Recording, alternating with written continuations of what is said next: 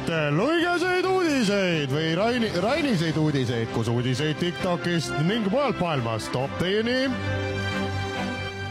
see vend. Tere õhtust, kallid kuulajad, täna on laupäev ning 12. oktoober. TikTokitar Don Pisar, aga kurikuulus rallisõitja ning endine räppar Mark Pavlovski tervis tundub olevat paranemas. Meest on näha olnud Nikitaga koos laivi tegemas ning ratastooli kangelane teeb täitsa kätekõverdusi.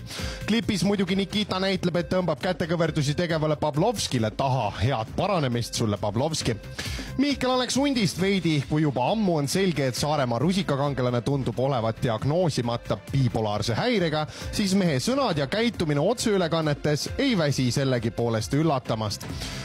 Ühel hetkel kirjeldab, kui tubli ja hea inimene on Triin S ning juba 15 minutit hiljem sõimab teda valelikuks värdjaks. Mikul on ka alati teiste kohta palju röökida ning öelda, nagu me näinud oleme. Ning taaskord on Miku lubanud TikToki Luige ära tappa oma otseülekandes. Miku lubab veel lisaks nuga anda Kernile ja ka narkomendile. Need ähvardused oleks kõvasti hirmsamad, kui me kõik poleks korduvalt näinud, kuidas Miku ähvarduste peale keegi sõnapidaja mees reaalselt kohale ilmub ning Miku kiirelt vabandama hakkab. Või siis vahvad klipid, kuidas Miku lahtise käega vastu kõrvu saab või põrandat nuusutad. Siis neist klippidest on selge, et seda meest tõsiselt võtta ei saa, kuid mida tundub, et saab tõsiselt võtta, on see, kuidas Miku isalt tulnud e-maili teelne vastus murelikule vaatajale on lekitatud. Miku isa mainib, et on Miku TikToki otseülekannete tegemistega kursis ning tegeleb olukorraga juba viimased pool aastat. Ning soovib, et teda ja tema abikaasad televisiooni ning meediaga ei ähvardataks, vaid saadaks oma murelikud kirjad hoopis Saaremaa vallavalitsusele, sest nemad saavad suunata Mihkel oleks hundi tahtest olenemata ravile. Eesti riigis inimeselt vabaduse võtmine käib seadust järgides. Niisiis, armsad inimesed, aidake Miku ravile ning ärge terroriseerige Miku vanemaid.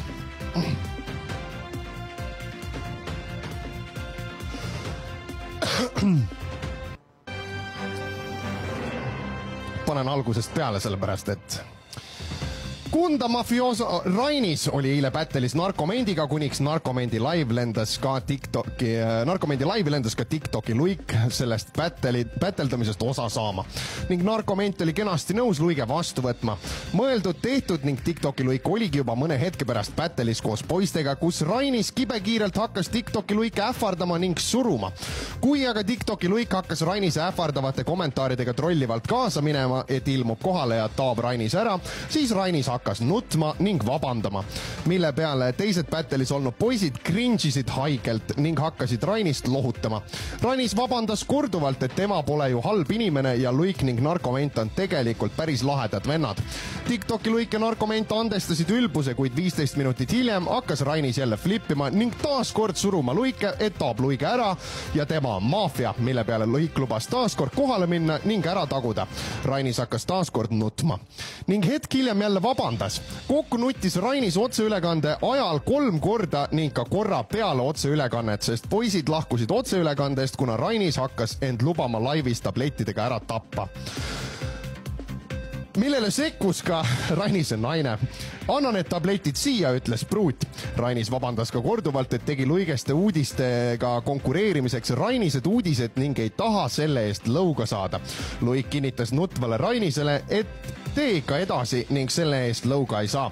Loodame, et Rainis sai hinge tühjaks nutta ning täna on tal kergem. Kuid ei tea, kas on, sest mees oli eile tarvitanud tugevates kogustes pipra viina tomatimahlaga ning väitis ka mitmeid kordi otseülekande ajal, et on tarvitanud kokaiini. Head tervist igatahes. Rääkides Rainistest uudistest, siis mees tõepoolest tegigi lubatud Rainised uudised ära. Vaatamine oli väga põnev ning informeeriv. TikToki Luige lemmikosa Rainistest uudistest oli, kuidas Rainis lahkas Ukraina-Venemaa sõja geopoliitilist olukorda ning jagas ka sügavamaid mõtteid ning taktikaid, kuidas Ukraina saaks taktikalise eelise Venemaa siseriigis ning kuidas oleks mõistlik ohvitseridel formatsioone moodustada ning parimaid manöövreid Venemaa infrastruktuuri lõhkumiseks.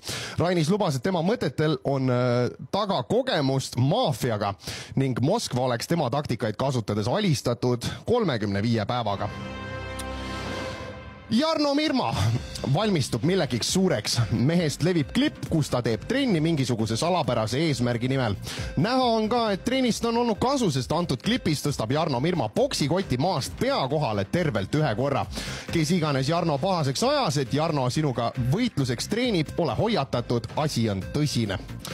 Poneksi mees ehk Minecrafti Steve, kes hiljaaegu jäi tervele riigile hambusse, et lasi lastel Poneksi kõrvaklappide saamiseks riiete ning jalanõudega külmas oktoobrikuus purskkaevu ronida ning seda filmida lasi meediakajastuse saamiseks, postitas video oma kanalile, et Luik kutsus teda Minecrafti Steve'iks.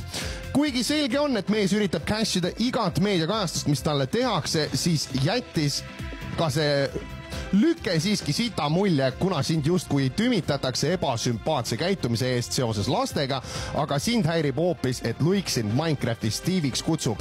Kehv lüke, kuid hea meel, et lõpuks siiski Poneksi müügilegend on vabandanud lapsevanemate ees TikToki videoga ning sellega pinninud oma kanalile.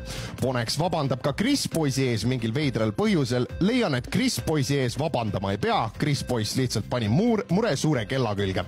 Kiiret paranemist, Poneks, ja vaata, et ikka edaspidi Poneks oma kanalile normaalset sisu. Triin Essist ka veidi. Triin jagas oma otseülekandes, kuidas teda süüdistatakse, et tal on unerohtude ja Xanaxite sõltuvus.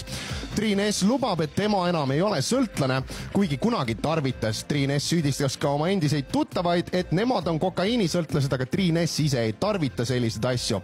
Triin S ütleb ka klipis sõbrannale, et sa ei ole mu päris sõbranna, vaid loodad lihtsalt, et mul on kokaiini või et minu sõpradel on äkki kokaiini. Ning ainult sellepärast suhtleb. Ma ei tea, kuidas teiega on, aga mina usun Triinu. Triin ei tarvitaks eales ise midagi. Triin S lisaks puistas ka südant, et Miku on taas kord tema tagant varastanud. Kui alles mõned nädalad tagasi oli Miku varastanud taarakoti Triin S kodust, siis seekord oli Miku varastanud Triin S lapse laadija ära. Mis otsaga laadijat Triin S kasutab lapse laadimiseks või kas on mõeldud lapse telefonilaadijat antud olukorras, on hetkel selguseta. Kuid selge on see, et Miku selle ära varastas Triinu sõnade järgi. Selgeltnägija Tene Laul oli 3 päeva tagasi sündmuste keerises, kuna peale 24-tunnist psühhoosi postitamishoogu pidas politsei Tene Kuressaares sõidu pealt kinni ning purustasid Tene Audi akna ning Tene paigutati politseibussi. Kuid samaaegselt, kui see kõik käis, postitas ka Tene videosid oma TikToki kontole, kuidas politsei tahab teda vägistamismajja viia ja et Eesti rahvas tulge talle appi. Ning selgeltnägija filmis ka, kuidas politseilt eest ära sõidab, eirates peatumismärguannet. Ei tea, kuidas ta küll seda ette ei näinud, et politseinikud auto akna purustavad. Kuid nali naljaks kurb vaadata, kuidas nii noorel naisel vaimse tervisega kehvasti on ning et selliselt suurelt oma